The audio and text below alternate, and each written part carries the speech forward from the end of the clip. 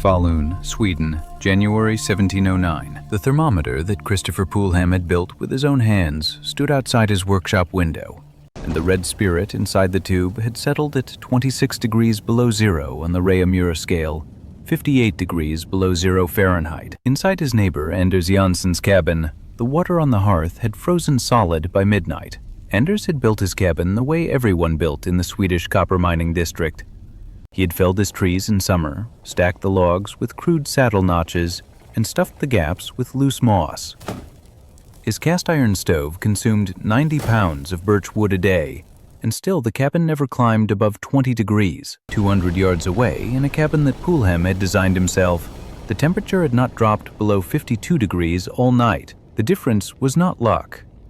The difference was a hidden design in the walls, and it kept Poolham warm while his neighbor's daughter lost her fingers to frostbite. Christopher Poolham was not a builder by trade.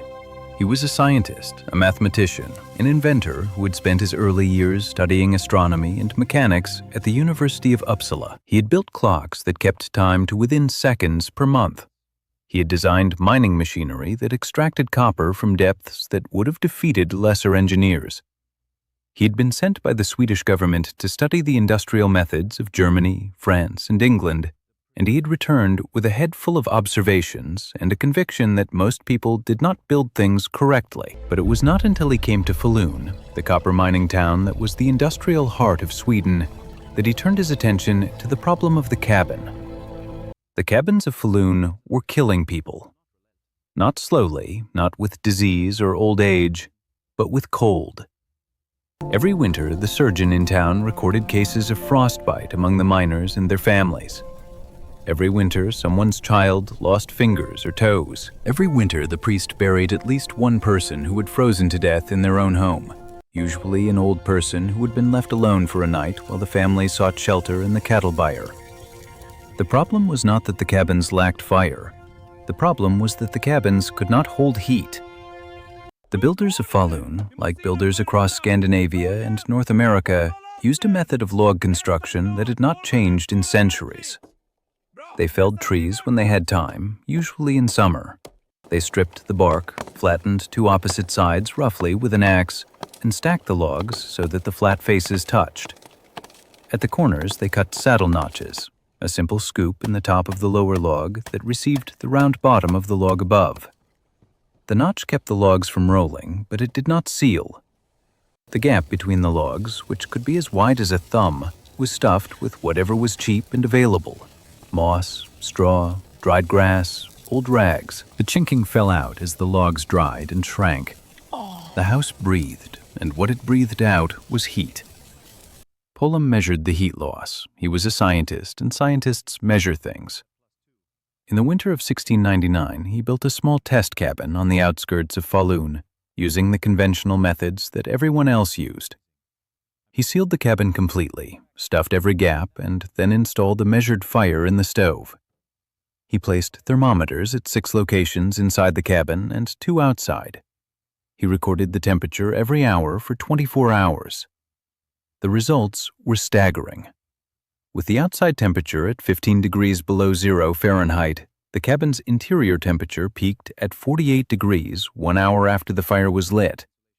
6 hours later, with the fire burned down to coals, the interior temperature had dropped to 22 degrees. The cabin lost heat at a rate of nearly 8 degrees per hour when the fire was low. The walls, Poolham calculated, had an effective thermal resistance of roughly R4, less than a modern winter coat. The heat was pouring through the logs, through the gaps between them, through the chinking that had already begun to shrink and crack. The cabin was a sieve. Poolham then did something that the other builders of Falun had never thought to do. He went looking for cabins that stayed warm. He walked through the countryside around Falun, knocking on doors, asking permission to place his thermometers in people's homes.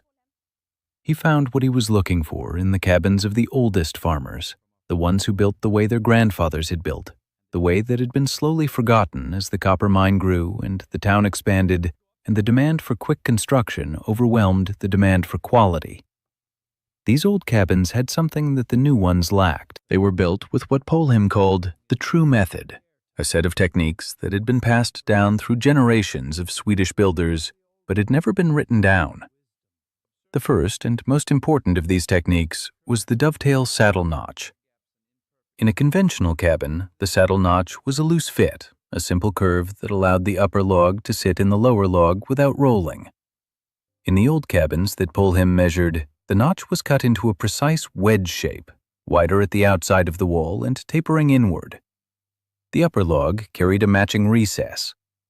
When the two logs were brought together, the wedge and the recess locked, forming a mechanical joint that tightened as the weight of the cabin pressed down.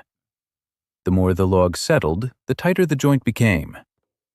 Polhem calculated the compression force generated by a typical dovetail joint under the weight of a two-story log wall.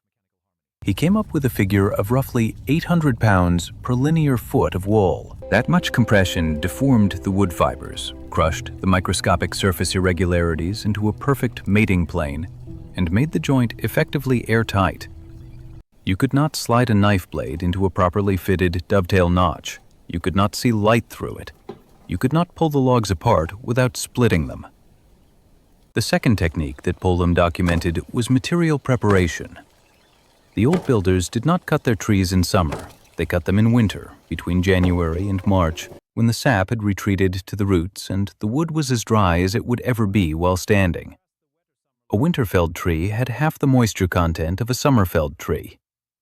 The old builders then seasoned their logs for at least 12 months, and often 14, stacked off the ground with bark removed and ends sealed with pine tar to prevent cracking.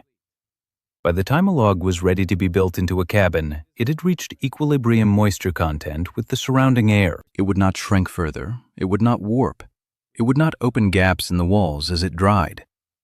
Polhem measured the moisture content of seasoned logs from an old cabin that had stood for 60 years. He found it to be consistent throughout the thickness of the log, a condition that modern wood scientists call equilibrium moisture content. He tested green logs from a new cabin and found moisture levels 3 times higher, with the center of the log still wet while the surface was dry. That difference, he wrote in his notebook, explained everything. A green log built into a wall would dry over time, shrinking unevenly, cracking along its length, pulling away from the logs above and below. A seasoned log would not. The third technique was the orientation of the log itself. The old builders placed each log with the bark side up and the heart side down. Polhem had noticed this, but had not understood why until he watched rain run off a log pile. The bark side of a spruce or pine log is smoother and more water repellent than the heart side. When a log is placed bark side up, water from rain or melting snow runs off the log and drips down the outside of the wall. When a log is placed bark side down, water collects in the gap between logs and soaks into the chinking. The old builders had observed this pattern over generations and had standardized on bark side up without ever writing down the reason. Polhem wrote it down. The fourth and most sophisticated technique was the chinking system. The old builders did not simply stuff moss into the gaps between logs. They used a layered system of 3 materials, each chosen for a specific property. The innermost layer, in contact with the logs, was sphagnum moss. Sphagnum has natural antimicrobial properties that prevent rot. It can be compressed and will expand to fill irregular gaps. It does not decay. Polhem dug sphagnum out of the walls of a cabin that had been built in 1650, 50 years earlier, and found it as fresh as the day it was harvested. The middle layer was carded wool. Wool is elastic. It stretches and springs back. When the logs shift slightly from seasonal temperature changes, the wool moves with them, maintaining the seal. Wool also insulates better than any other natural fiber, with microscopic scales that trap air in millions of tiny pockets. The outer layer, exposed to the weather, was flax fibers soaked in pine tar. Pine tar is waterproof, flexible, and mildly antiseptic. It repels insects and fungi. It hardens slightly over time, but remains pliable enough to move with the wood. A wall chinked with this 3-part system, Polhem wrote, would never need repair. The chinking would outlast the logs. Polhem published his findings in 1701 in a report to the Royal Swedish Academy of Sciences titled On the Proper Construction of Dwellings in Cold Climates. The report was detailed, methodical, and accompanied by tables of temperature measurements and calculations of heat loss. It was also ignored. The builders of Falun and of Sweden generally did not read reports from the Royal Academy. They did not care about R values or equilibrium moisture content. They cared about speed and cost. A cabin built the conventional way could be erected in 2 weeks by 3 men. A cabin built the old way, with winter-felled timber, 14 months of seasoning, dovetail notches, and layered chinking, took 3 times as long and cost twice as much. The builders filed Polhem's report away and continued building the way they had always built. And then came the winter of 1709. The Great Frost arrived in December and did not release its grip until March. Temperatures across Europe plummeted to levels that no living person had ever experienced. The Baltic Sea froze solid enough to walk from Sweden to Denmark. The birds fell dead from the sky. The wine in the cellars of France froze and burst the barrels. In Sweden, the temperature dropped to minus 50 degrees Fahrenheit and stayed there for weeks. The cabins of Falun became death traps. The green logs, which had been felled in summer and built into walls without proper seasoning, shrank and twisted in the unprecedented cold. New gaps opened between them. The loose chinking fell out in chunks. The stoves could not keep up. The people burned their furniture, their fences, their children's sleds, and still they froze. Christopher Polhem's cabin held. He had built it in 1702 using the methods he had documented from the old builders. His logs were winter-felled, seasoned for 14 months, cut with dovetail notches that tightened with the weight of the roof. His chinking was sphagnum, wool, and tarred flax. He had placed his logs bark side up. He had oriented his cabin with the long axis east-west to minimize the wall area exposed to the north wind. He'd built a small entrance vestibule, a simple wooden addition that served the same function as an igloo's cold trap, preventing cold air from rushing directly into the main room when the door was opened. And he had installed a masonry stove, a massive structure of stone and brick that absorbed heat from the fire and radiated it slowly through the night. The stove, which Polhem had designed himself, needed to be fired only twice a day. It held its heat for 12 hours. Inside, the air stayed steady and dry, a quiet contrast to the biting cold outside. Frost might gather along the edges of the small window panes, but it never crept far into the room. The thick logs, carefully fitted, left little space for drafts, and the layered chinking sealed even the smallest gaps. When the wind rose and pressed hard against the walls, the structure did not shudder. Instead, it seemed to settle more firmly, each joint tightening under pressure. Polhem understood that survival in such a climate was not about constant heating, but about control, controlling airflow, conserving warmth, and using materials that worked with nature rather than against it. The vestibule slowed every intrusion of cold air, buying precious seconds each time the door opened. The stove did the rest, releasing a steady, gentle warmth that never spiked or vanished suddenly. Even the placement of the cabin mattered. Snow would drift along the northern wall, forming a natural layer of insulation, while the southern side caught what little winter sun was available. Every detail, from the angle of the roof to the choice of fibers in the chinking, reflected a deep understanding of balance. It was not just a shelter, but a system, one that quietly turned harsh conditions into something manageable, even livable. Through the worst of the Great Frost, Polhem recorded the temperature inside his cabin every morning. He woke at dawn before the first firing of the stove, when the cabin had gone the longest without heat. The lowest temperature he ever recorded was 48 degrees. On most mornings, the cabin was 55 or 60. Outside, the temperature was 40 or 50 below. The difference was 100 degrees, and the difference was entirely due to the design of the walls. Polhem burned 1.5 cords of birch wood that winter. His neighbor, Anders Jansen, in his conventionally built cabin, burned 6 cords and still lost part of his daughter's hand. After the Great Frost, the builders of Falun came to Polhem. They asked to see his notes. They asked to measure his cabin. They asked to be taught the old methods, the ones their grandfathers had known, the ones they had abandoned for speed and convenience. Polhem showed them everything. He gave them copies of his 1701 report. He demonstrated the cutting of a dovetail notch. He explained the 14-month seasoning period and the importance of winter felling. He showed them how to layer the chinking, how to orient the logs, how to build the masonry stove that held heat through the night. The builders listened.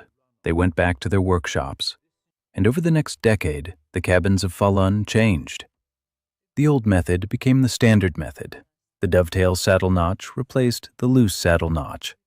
Winter felling became the rule rather than the exception. The 3-part chinking system became the benchmark for quality construction. The cabins that survived the next harsh winter, and there were many harsh winters in the early 18th century, were the ones built Polhem's way. The legacy of Christopher Polhem extends far beyond Falun. His 1701 report is now recognized as the first scientific study of building thermal performance in history. It predates the invention of the R value by 2 centuries, but it contains the same essential insight. The ability of a wall to hold heat depends not on its thickness alone, but on the continuity of its insulation, the tightness of its joints, and the moisture content of its materials. Polhem's dovetail notch is still used today by timber frame builders who value quality over speed. His 3-part chinking system survives in the restoration of historic log cabins across Scandinavia and North America, and his insistence on seasoning timber before construction has become a standard practice in woodworking around the world, though few of the carpenters who season their lumber know that they are following the advice of an 18th century Swedish scientist who once measured the temperature inside a cabin while his neighbors froze. The lesson of Christopher Polhem is the same as the lesson of the igloo. A shelter does not have to be complex to be effective. It does not have to use modern materials to outperform modern expectations. What it requires is attention to detail, patience in preparation, and a willingness to learn from the people who came before. The old Swedish builders did not have thermometers or R values or equilibrium moisture content calculations. They had generations of observation, trial and error, and a simple standard. If you woke up cold, you had built the wall wrong. Polhem wrote down what they knew. He measured it, proved it, and published it. And because he did, the cabins of Falun stopped killing people. Drop a comment below.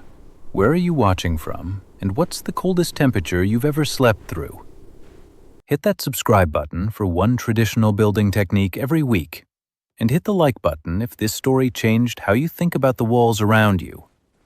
Because sometimes the warmest house on earth is not the one with the thickest insulation or the newest furnace. It is the one built by people who knew that a winter night does not have to be a battle, and who cut their joints accordingly.